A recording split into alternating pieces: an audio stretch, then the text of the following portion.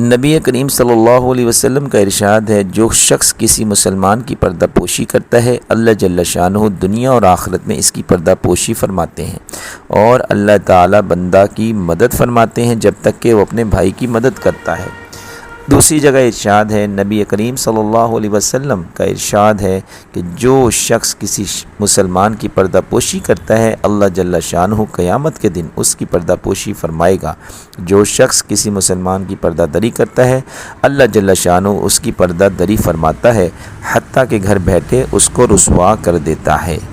الغرض بہت سی روایات میں اس قسم کا مضمون وارد ہوا ہے، اس لیے مبلغین حضرات کو مسلمان کی پردہ پوشی کا اہتمام بھی بہت نہایت ضروری ہے، اور اس سے زیادہ بڑھ کر اس کی آبرو کی حفاظت ہے۔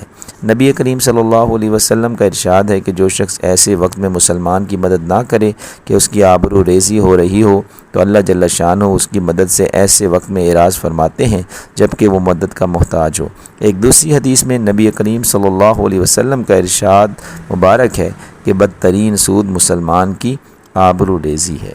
اللہ تعالیٰ سے دعا ہے کہ اللہ تعالیٰ مجھے اور آپ کو ہم نے جو کچھ بھی پڑھا اور سنا اپنی بارگاہ عالی میں قبول و منظور فرمائے، اور اپنے مسلمان بہن بھائیوں کی پردہ پوشی کرنے کی توفیق عطا فرمائے، اور اللہ تعالیٰ ان باتوں کے دوسروں تک پہنچانے کی بھی توفیق عطا فرمائے۔ آمین ثم آمین۔ جزاکم اللہ خیرا۔